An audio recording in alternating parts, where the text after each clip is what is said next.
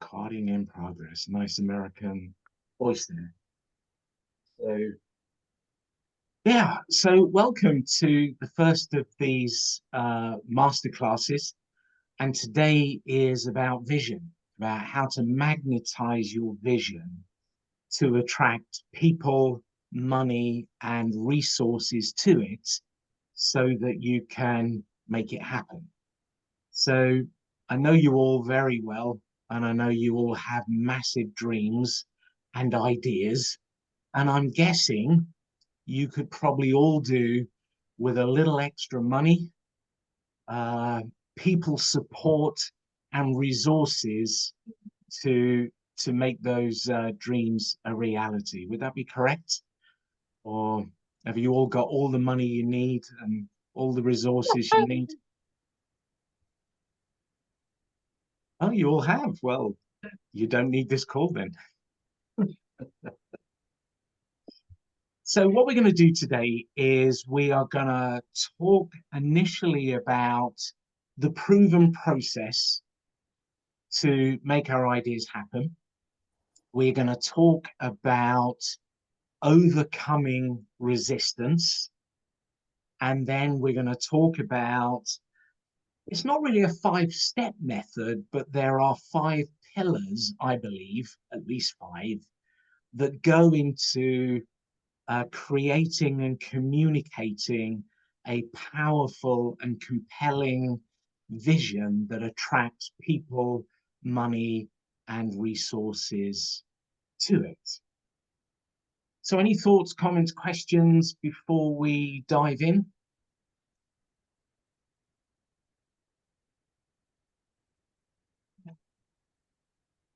Great. I feel like the school teacher. Lovely to see you, Alex. Good to see you. Sorry, I was a little bit late. That's all right. There are no rules to these things.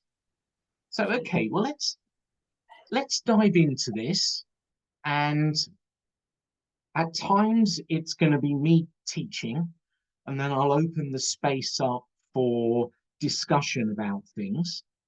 And then at the end, we can have a Q&A. So my goal is to get done in 20, 30 minutes tops, including some discussion, and then we can have Q&A and then go from there. So great. We all have ideas, don't we? There is something that we see differently in the world than everybody else around us. And when we have ideas, we don't necessarily see the problems, but we see the solutions.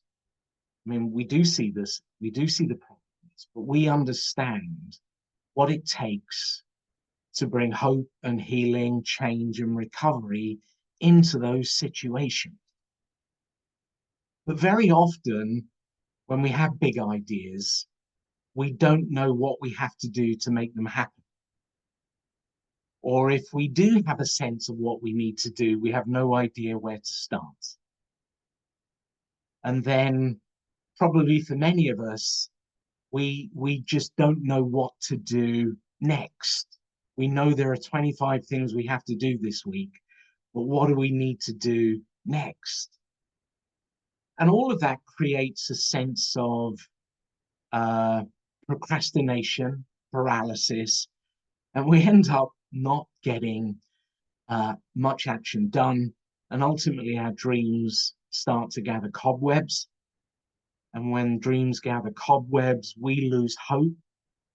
And if we carried a dream for a long time and we haven't got anywhere with it, we start to change as a person. We start to doubt ourselves. And then we start to call ourselves names. And we get into this spiral. But I want to offer you hope and encouragement. There is a proven process to make your dreams a reality. And that is, you need a dream, team, and a bit of a scheme. And that was given to me by Mark Victor Hansen years ago, one of the co-authors of the Chicken Soup for the Soul books. I was on a workshop, not just me, there's maybe 1,000 other people on there, I should say. And someone said, what is your secret to success? And he said, you need a dream, a team, and a bit of a scheme. And over the next 3 masterclasses, we're going to break that down. But you need a dream. And in the Bible, there is this incredible piece of wisdom that says, write the vision down so a messenger can run with it.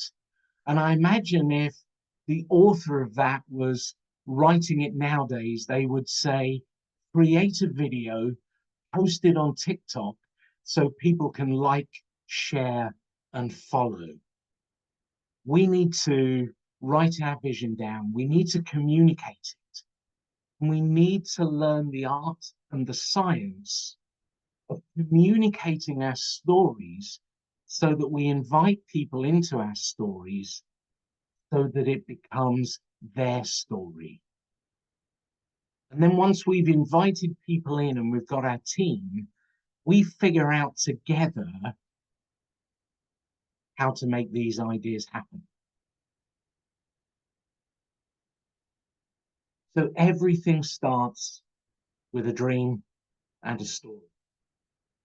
And whether we like it or not, at some point in our lives, if we want to make our ideas happen, we're going to have to get out of our caves and we're going to have to go out and communicate the vision. And I know that terrifies many of us. Bizarrely, for me, I read the statistic that the #1 fear in the world is public speaking. And I'm like, what? I would have put big, hairy spiders at the top of that list. Then I would put snakes, and then I would put heights. Then I would, you know, put my wife and daughters on that list when they're annoyed with me. These are the things that terrify me, but public speaking, definitely not. But I do understand it is a real fear. But the wonderful thing is, communicating vision is a skill, and every skill can be learnt, and it can be practiced, and it can be perfected. But I want you to know, if taking your dream, turning it into a vision and a story and communicating that terrifies you, you are not alone. You're really not. And here's something that's just coming to me. 2 thoughts. Number 1, the bigger your dream is, the more resistance you're going to feel and face towards it. The minute you have a dream, there comes with it resistance. And I think some of that is internal and some of it is divine. Because everything that we want in life is on the other side of us facing our fears and taking action. You know, Wes and I know that we only got our wives because at some point we saw the prettiest girl in the room and we dared to ask her out. Now, Wes, you know, he's got moves, so maybe he asked his wife to dance. I haven't. That wasn't going to impress my wife. But at some point, we had to take action, step over our fears, because everything that we wanted was on the other side of that. And I want you to know that if you're sitting here this morning feeling that sense of terror, if you're feeling a level of fear, if you're feeling a level of intimidation to take the action that's required to communicate your vision, there are a few things that I feel God, the universe, wants you to know. And they are, number 1, that you are here for a reason. There is a work that you are meant to do. There is a purpose and a mission that you are here on this earth to fulfill. And you have been placed here in geography and history at this particular time to give birth to the dream that exists within you. All heaven is conspiring right now to help turn your vision into reality. Number three, you have a gift. You have a profound ability. Nobody else can do what you can do. And if you don't do it, nobody else is going to be able to do it instead. Number four, the world needs your passion.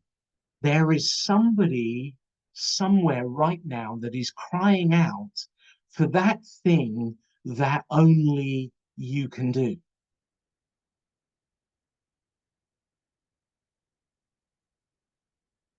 And they are praying, they are crying, they are weeping in the hope that you will be the answer to their prayers. Number six, your past doesn't equal your future. I know you're all lovely people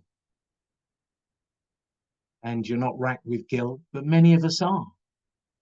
We feel ashamed of the things we've done. We feel guilty for the things we've done. We're full of regrets. We think, but if the world knew what I'm really like under pressure, they wouldn't want me. Hey, your past doesn't equal your future. It doesn't matter what you've done in the past. If you have a dream and you'll take action, you can rewrite your history. Number six, if you can dream it, you can do it. All heaven conspires to get behind the woman or the man who has a dream and dares to step out in faith. One of the greatest revelations that I am still learning is that we have already been given access to everything we need in order to make our dreams a reality.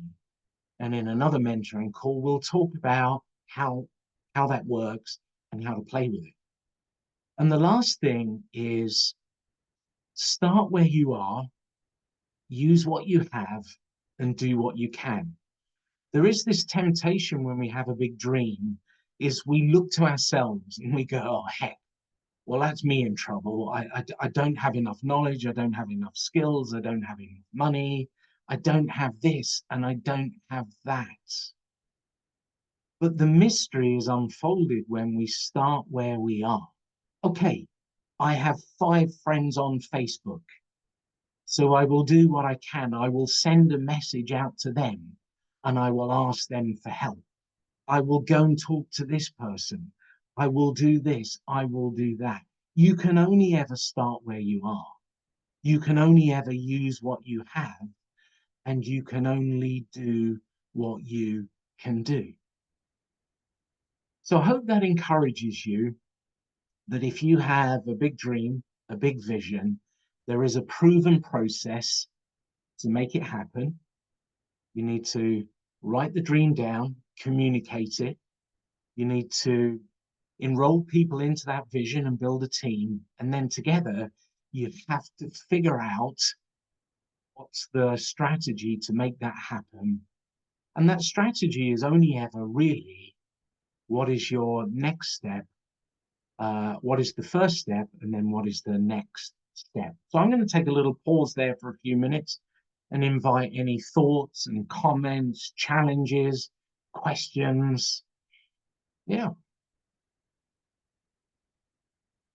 So please just unmute and chat away. So interesting what you say, Neil, because I had this experience 3.5 years ago where I left a job without a job to go to in lockdown, and I had no choice because the trustees were toxic and it was a very difficult situation. So I did that, but what helped me to leave was having my colleague say, let's do something else, but together. And I thought, oh my goodness me, like what how are we going to get money to set up our own thing? Coming out of a pandemic, I need to pay my mortgage. And yet I had this burning desire in my heart. It was like I couldn't say no. I walked along the river and I just felt this strength. And then I felt also that to do something like this, if it's God's will, He will provide. And it will strengthen my faith in Him by walking with faith and not by sight.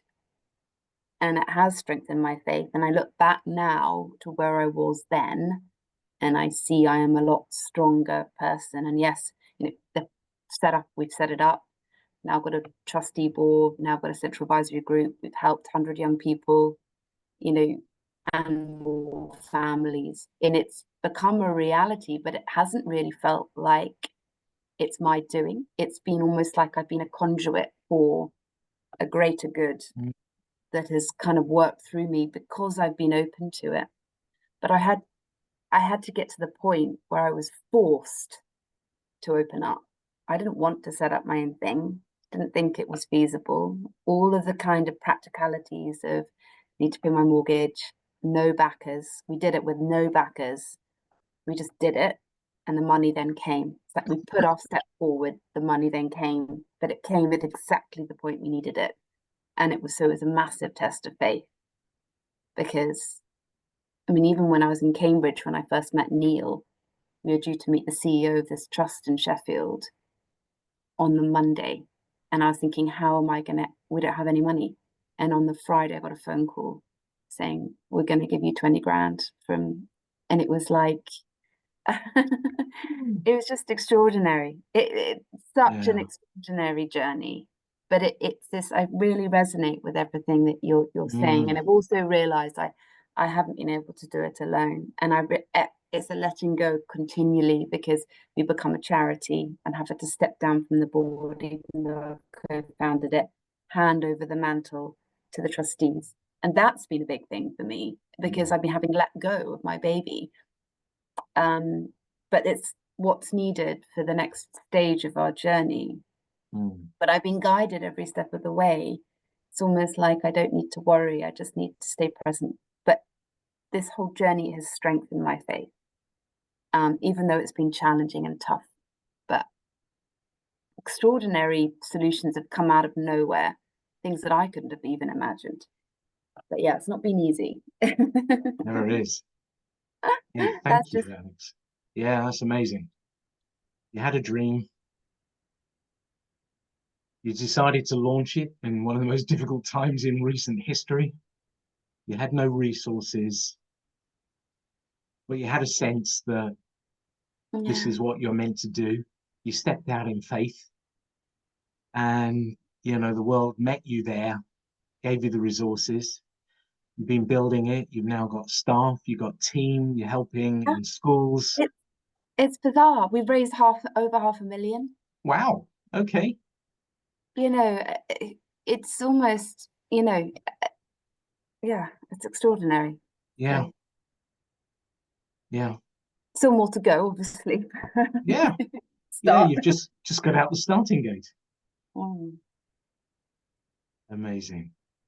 Hey, well, let me quickly talk to you about the 5 elements. So the 5 elements, let me give them to you in order, and then we'll dive into them.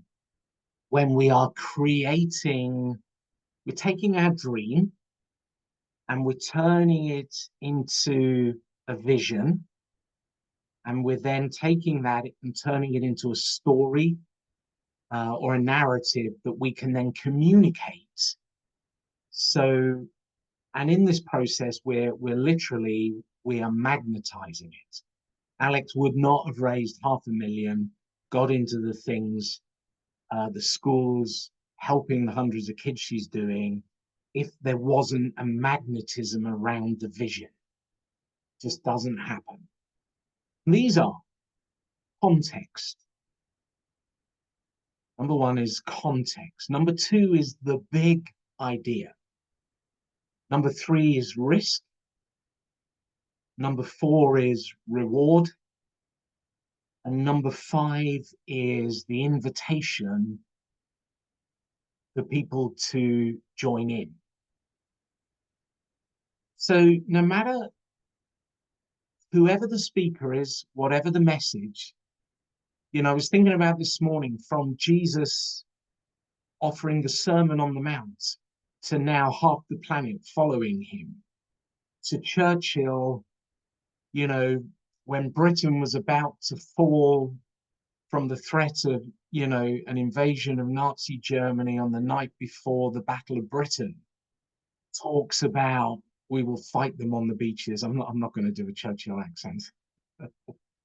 Or whether you got Martin Luther King standing on the Washington Monument saying that he had a dream, or John F. Kennedy saying we're going to put a man on the moon, and to a slightly more controversial one, Elon Musk communicating his vision, the Tesla, and within a few short years it becoming, the largest automobile company in the world.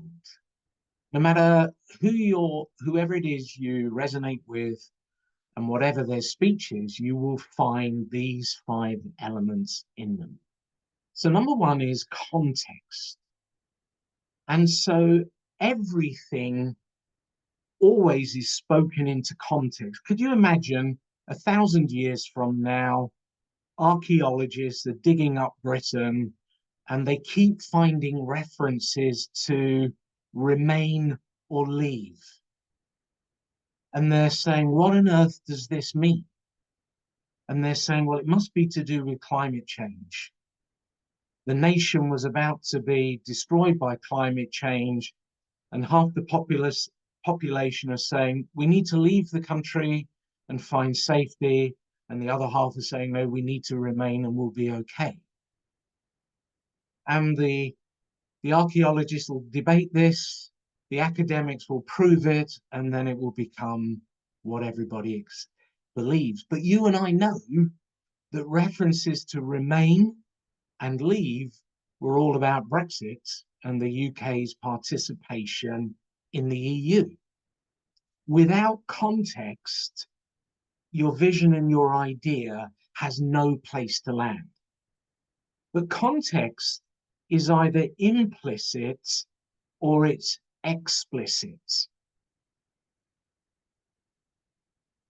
So when JFK gave his speech about we're going to put a man on the moon, the implicit context that every American understood, rightly or wrongly, was that communism was the number 1 threat to America, and in particular Russia, that there was a Cold War going on, and they understood that their very life and being was under threat. JFK didn't need to say that. It was implicit to everyone, and he just alluded to it. But then there is explicit context. Elon Musk, or no, Churchill talks about, here I am underground, on this fearful night as the bombs rain above our heads. It's very explicit. He's saying to people, we are in this war and our lives are at risk. It's very explicit. Before he's telling people what his idea is and what he wants people to do and the risks, he's putting it into a setting. Elon Musk talked about environment and talked about the need for change. And he talked about, the future is electric cars, but they're not what we want. He gave the context. It was very explicit. So the first thing we need is context. And the 3 great ways of doing that is you start with a question. You offer a statistic. A great TED talk, this lady walked on the stage and said, do you know what I'm thinking? And I thought that was just awesome. Really was. And somebody else walked down the stage and said 75% of all of your employees are unhappy. It's a great statistic. Question I did in one of my talks, I think Sue was there, when I said, when you were little, what did you want to be when you grew up? And it was wonderful watching everybody sort of just suddenly, you watch their eyes go up as they thought about it. Context. Number two is we need to introduce the big idea. And I think this is where many people go wrong. They try to give too much detail, when what we're trying to introduce is the concept of our idea.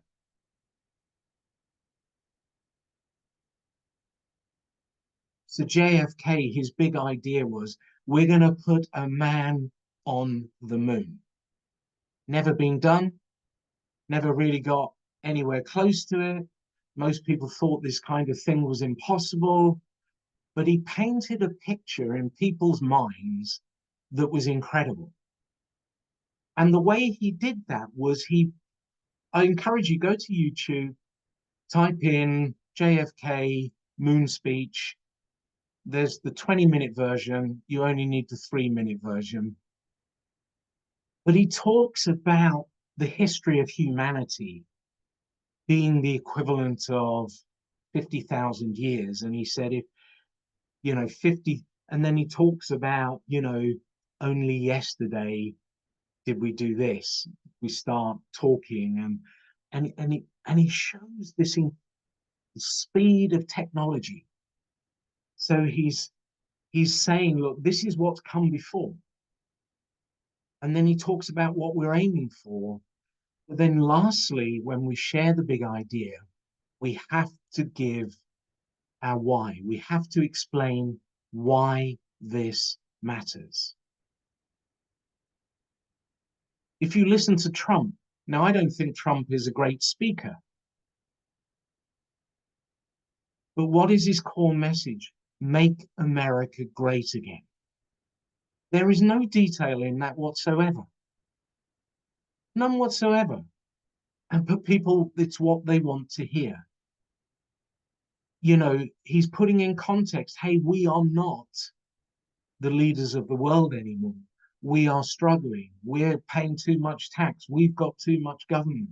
People understand. And his big idea is, let's make America great again. There is zero detail in that. But he's painting a picture in people's minds, and he's attaching and attuning it into the 6 human needs, which we'll talk about in a minute. And people want it. The third thing is risk. And there is implicit risk in taking action. There is always risk in our big idea. Number one is the risk of taking the action. Kennedy said, this will be hard. Many will say it will be impossible. There's the risk there. But then there's the risk of not taking action.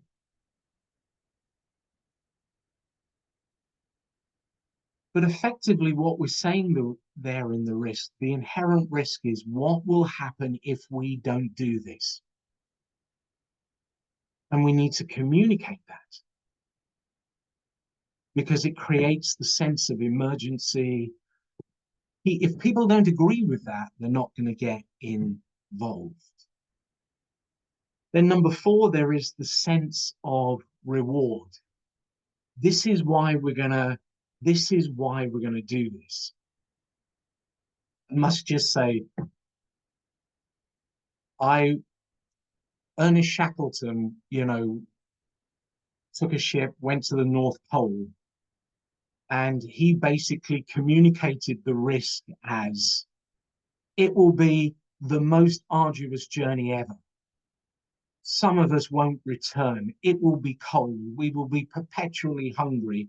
There will be the risk of death on every day. How many of you would want to sign up for that? But he then said, but the reward is history will remember us. as the men who stood for the first time at the North Pole, and he was inundated with people wanting to go. The risk and the reward. The reward is, if we do this, this is what we will achieve. If we launch this coaching program in school, this is what we will do. If we pilot this coaching program in the NHS, this is what will happen. If we create pilot programs in Ukraine to help people returning from the front line transfer their mental health, this is what will happen. If we create workshops and a school for young people to transform how they learn, this is what will happen. And the 6 human needs, you can go to Google and type in Tony Robbins plus 6 human needs. He articulates it very well.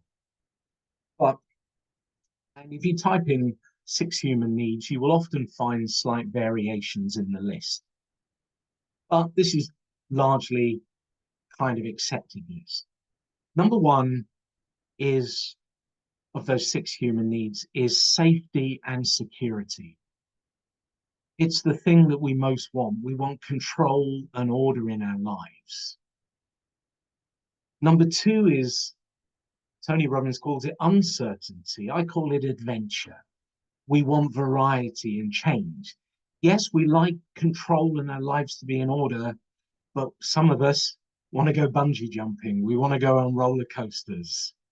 You know, we want to do crazy adventures because we want to feel alive. But number 3 is significance. We want validation. We want approval. We want to be accepted. Number 4, we want love and connection. We want to belong. We want to be seen. And we want to be heard. Kennedy's vision of a man on the moon united the whole of America behind a single vision for 10 years. And it was this sense, we are Americans, we belong. Just absolutely profound. Number 5 is growth. We want to increase our capacity, our capability, our knowledge. We want to be more, we want to do more, we want to have more. And then lastly, number 6 is contribution. All of us want to be of service to others. We want to give to others. We want to help others. And whenever we are talking about the rewards, it is very, very helpful to connect it implicitly or explicitly, often implicitly, to one of these 6 human needs. And, you know, Elon Musk, so he'd been launching Tesla for a while, and he understood there was a market for a pickup truck, electric pickup truck, something bigger, more robust that you could take to work, you could do things with.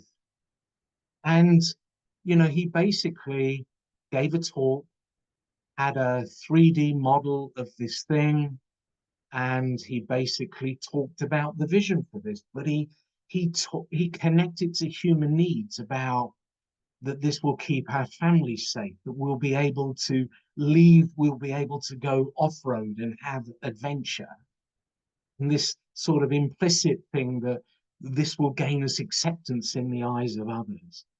Very, very powerful. And yes, there are many people that will use this to manipulate people, but that's not who you are, and it's not who we are as a group. But if we don't explain to people what it will give them, and why that is useful, they will be left with a question mark and won't come into that. And lastly, we need the sense of invitation. And really, there are 3 broad senses of invitation we're giving to. This is the sense of like I'm inviting you to step off the sidelines and now jump onto the playing field and get involved. Number one, it's a call to change, and that might be behavior, thinking, values, but it's a call to change. Number two, it's an invitation to participation, that you give of your time, you give of your talents, you become a cheerleader for this. You know, Kennedy gave the whole of the nation an opportunity to get involved. Churchill did that. You know, his essence was, we will fight them on the beaches. Now, he knew this was the military, but he used the word, we will do it, because we're all in this together. If you are the parent at home taking care of the family, you will do this. If you are on the fields growing the food to feel this, if you're in the factories, we will do this. He gave people this opportunity to participate, even though they were nowhere near the front line. Kennedy gave people the chance to participate, even though they weren't working for NASA, and the vast majority of the planet will never get in a rocket unless you're wealthy and a mate of Elon Musk's, and then you probably will. And the third sense of invitation is to give money, to buy. It is that sense of getting the wallet out. And Alex has had 500,000 individual yeses to that, giving money. But these are the sense of the three invitations that we're inviting people to. And that is often commonly nowadays called a call to action. Join the movement, sign up for the newsletter, follow me, buy my book. It's a clear call to action with next steps. People will thank you for showing them how they can get involved.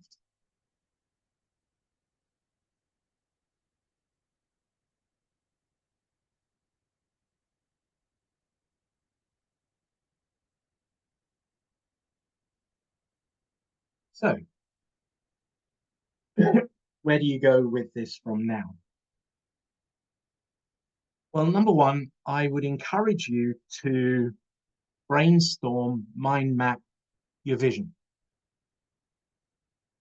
Don't start trying to write the perfect vision statement. It doesn't exist. And if you start off in that direction, you'll be crying before we know it, pulling out your hair. So just write all the things down. Post-it notes are great. Hey, you know, I want to be in schools and this and that, and just write it all down. Talk about the context, the big idea. Look at the risks, look at the rewards. What is it that we need people to do? What's the inherent story? What is my story in this? And see all these as pieces of the jigsaw puzzle, and then just play bringing them together. And then get practice of sharing the story. Maybe you might want to reach out to a friend and say, I'm in this group, I'm working on my vision statement. Can I just share it with you and you give me some feedback? The more you practice, the better you'll get. The better you'll get, the greater the results you'll get. And the greater results, the greater your impact. Hey, well, I'm gonna pause there. That's the end of my thinking on this. And I'd love to offer time for some Q&A. So please feel free to unmute and just, join in.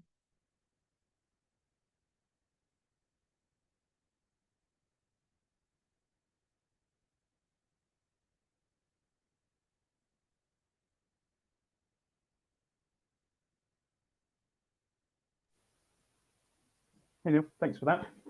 You're welcome. Um, I suppose, what's your advice, opinion on sometimes the hardest thing is getting started. So what can you do around that? Also, when you have lots of ideas and lots of dreams, is picking one that feels the best, the strongest, or the one that resonates the most. Like, because otherwise you just do what I do, which is procrastinate and go round and round in circles. I suppose because there's so many options as such. Or is that just part of, I suppose, this stage is part of the process? Hmm. So your first question there was about how do you get started? Is that in writing the vision statement or coming up with your big idea? Well, say, for instance, if you've got ideas, whether it's finding the time or that you've got the call to action to do something, but I think, I suppose my thought process is if you feel passionate about enough about something, you'll do something about it. So if you're not doing something about it, do you really feel passionate enough about it? If that makes sense. So would you say actually sit back until you feel compelled to move forward with something, or just sort of pick one and go with it? Yeah, thank you. So in essence, really, that's a really big question. And I think I hear it all the time. And for most of my life, I've been asking the same questions. Hey, I have all these ideas. I have all these dreams. There are all these things that I want to do, and I want to do them all. Where do I start? And we get stuck in our head. So I have a few thoughts on that. I can't say here's your 3-step plan. I'm not sure that exists. Number one, recognize that actually your gift is probably getting in the way. So someone like you, Wes, we've coached, you understand you have a strong motivational gift of encouragement, which is an inspirational communication gift, wanting to work with people around their ideas, around their psychology, their future. But at the heart of it is a talent called the rate of idea flow, which is the ability to come up with lots of ideas in a short space of time. So someone like you, if you don't mind me saying, will have a great idea today, and overnight it will generate another idea, which will generate another idea, which will generate another idea. And you want to do all these things. So sometimes the gift can get in the way. Number two is we are often chasing a feeling. We're wanting to feel that security, that sense. And only when we have that feeling, well, will we move forward. It's a rocky place to be. My encouragement to people is don't wait for the feeling, take the action. Because what we discuss, we're wanting to know, is this the right idea? Is it this idea? What if I get it wrong? My guarantee is you'll have 3 or 4 really great ideas in your life, and all of them would be brilliant if you executed them. So the key is to take action, and then in taking the action, it then helps. So if you have an idea, hey, I'm going to start a group for young men, I'm going to do mentoring, I'm going to do this, you just get going. You put a note out, you find a bunch of guys, you meet them in the pub, you do this. And if you come home and you are buzzing and want to do it again, great. But often you come back and you go, not sure that's really what I wanted to do. Now you're on the way to refining the ideas and getting where you want to do. Number 3 is we often fear if I say yes to apples, it means I'm saying no to oranges, and I want a fruit salad. My encouragement is never to say no to anything, but just to say not now. You can have anything you want in life, but you can't have it all at the same time. Great advice our mums gave us, but we didn't want to listen. It's saying not now. And often we find that and that creates this fear of loss. If I say no to this, I'm giving up a part of myself. But the trouble is, if you have lots of focuses, unless you're the Elon Musk of this world who, have profound ability, you'll end up getting nothing done. So you just have to say, for now, I focus on this, and because I have a sense it'll lead to the next thing, to the next thing, to the next thing. I encourage people, commit to one thing for 30 days. Give it everything you've got. And at the end of 30 days, ask yourself, do I want to commit for another 30 days? If you do, keep going. At some point, you will probably go, no. I want to take up pole vaulting. I want to wrestle with alligators. I know that's what Sultan, she told me that's a big dream, You do that. The other thing is, write all these things down. If you've got 20 things, write them all down. And then try and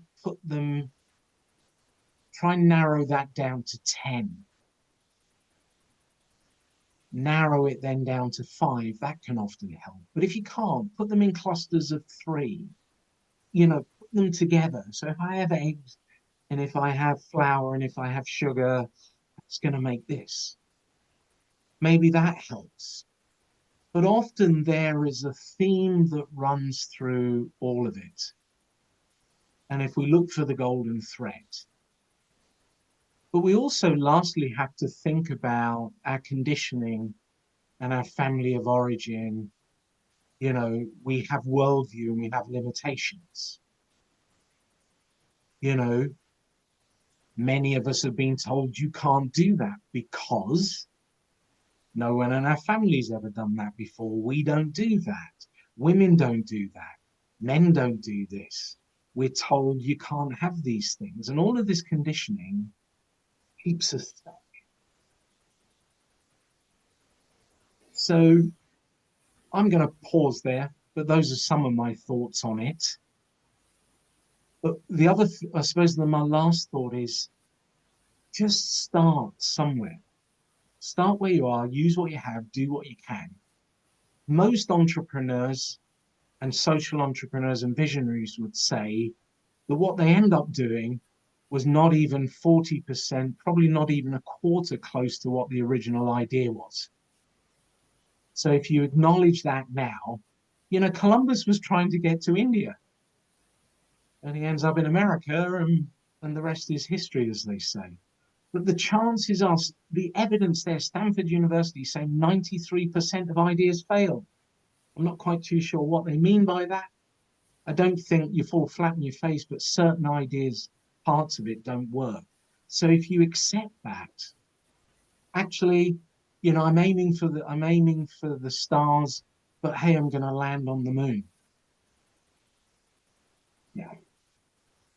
Does that help, Wes? Yeah, like you say, there's more to it, but it's probably not for this session. More personal issues sort of thing around it. But no, that's very helpful. Thank you, Neil. Appreciate it.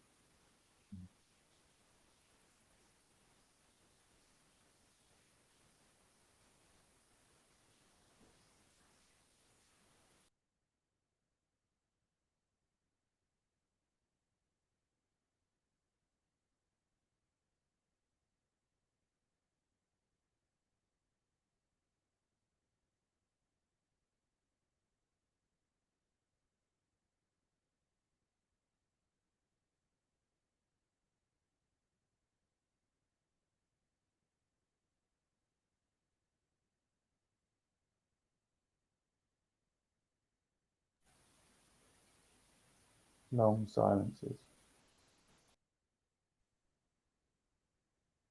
Yeah, people that know me know I love silence because I know how uncomfortable you're all feeling right now.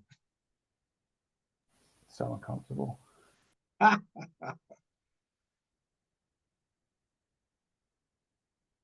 Neil, I have a almost like philosophical question. Oh, wow. Okay.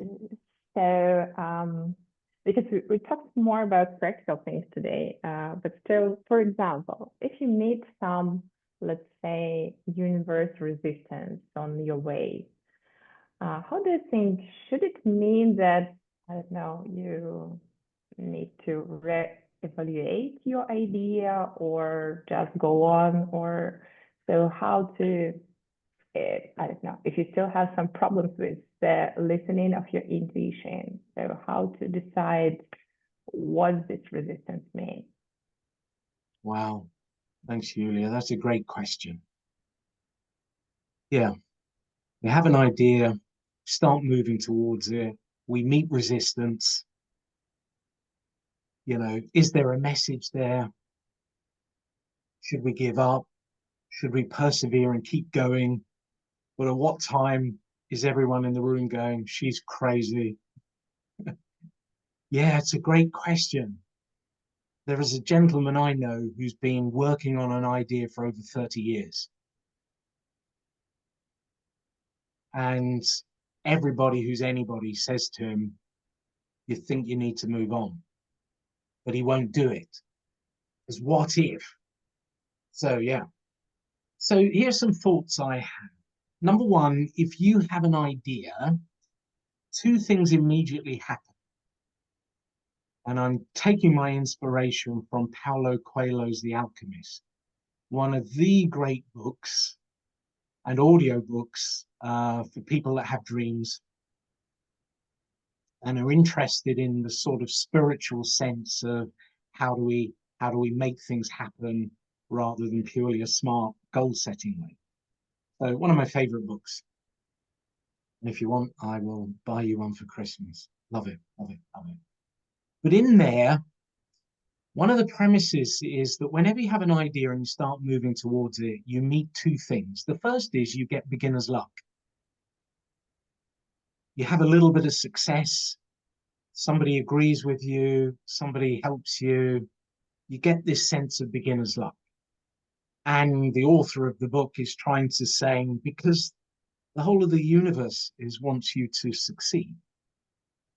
But then they said, no sooner have you had beginner's luck, you then meet resistance. And resistance comes in three ways, really. Two ways, maybe three. Number one, it's external. Like on Saturday, I'm cycling from here to St. Ives. I've got a picture in my mind, a vision. You know, I'm in my Lycra, but I'm going to get up to St. Ives. I'm going to stop at the cafe. I'm going to have a cup of coffee. I'm going to have a flapjack. And maybe I'm going to have an ice cream and I'm going to cycle home. I get about 9 miles and there is flooding. Noah's building an ark by the side of this flood, and I can't get anywhere. So you get external obstacles. People don't show up.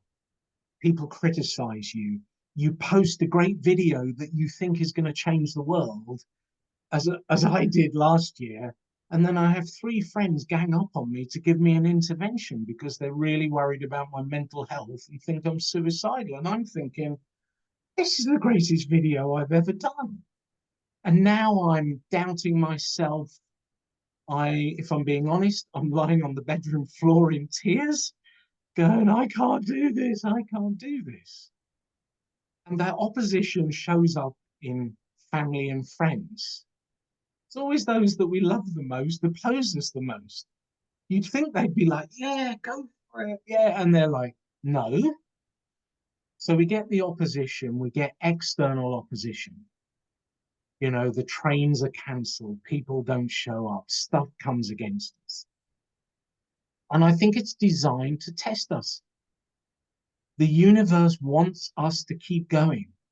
It's saying, look, I'm going to give you this, but you need to develop resilience. You need to develop thick skin. And I want to know, do you really want this? But then you get the internal opposition. Oh, what if it's wrong? What if I get this wrong? I can't do this. Have you ever had this voice that sits on your shoulder and gives you 101 reasons why you shouldn't do things? Yeah. So we have that kind of opposition. You will then get backlash. You will get conflict within your team. I remember once doing this incredible thing, a Christmas event. I think Wes, you remember, and we in Chelmsford, and we invited about 150 students from 100 nations to this meal. And we sang carols and had a Father Christmas, and we gave them presents. And about a week later, I come downstairs and there's a big brown envelope on my door, and there is a petition from 200 students demanding that I never set foot on campus again, and denouncing why were we talking about Jesus at Christmas. And all of these are from the Christians at the college, and so you'll get that kind of stuff. So you have to expect it. The bigger the dream, the greater resistance, because there is always somebody, some force that wants to stop you. But at what point do we say enough is enough? So I always say in a business, you've got to go and talk to 21 people. And if all 21 say no, then probably you need to pivot or give up.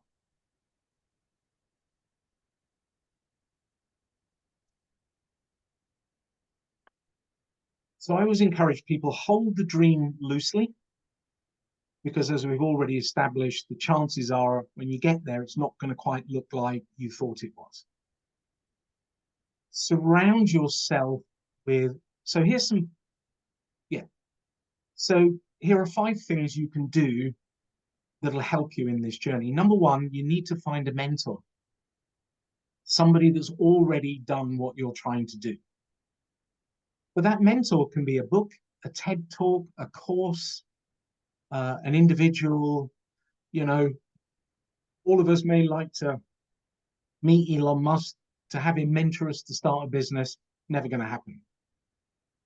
But you can find mentors in many ways.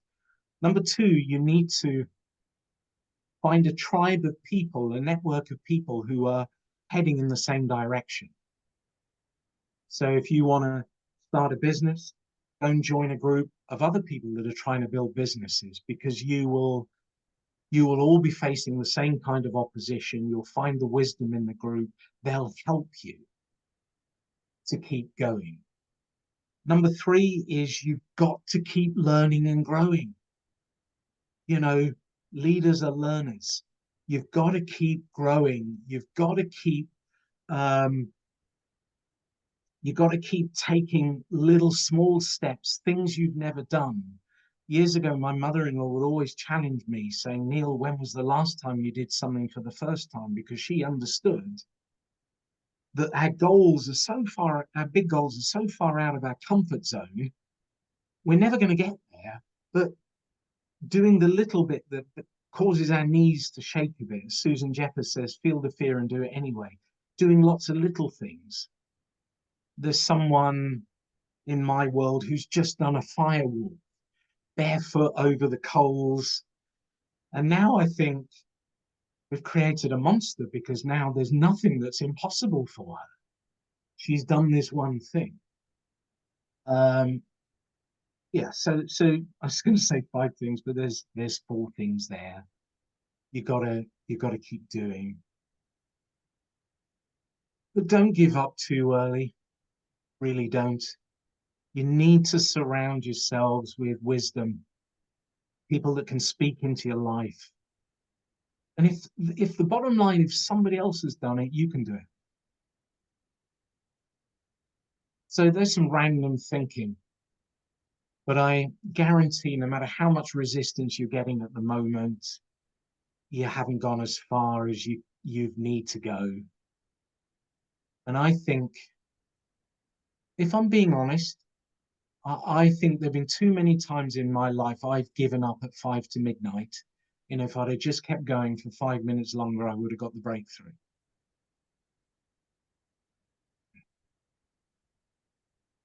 Can I just say something on that? It's interesting. I think I've read as well, and from my personal experience, I often find breakthrough happens when you're just as you rightly said, Neil, literally about to give up. You know, and I felt in July I was at the end of my tether, and I had a conversation with Neil, and he helped me enormously. Thank you. And I then had a break. I had a break in August, and I came back stronger in September, and things have built from there. But there was a moment when I but it's interesting, that has been my personal experience. After breakdown comes breakthrough. Yeah, well, it did feel a bit like that. Thank you. Thank you, Sue. Yeah, thank you, Alex. I'm just going to pause the recording now.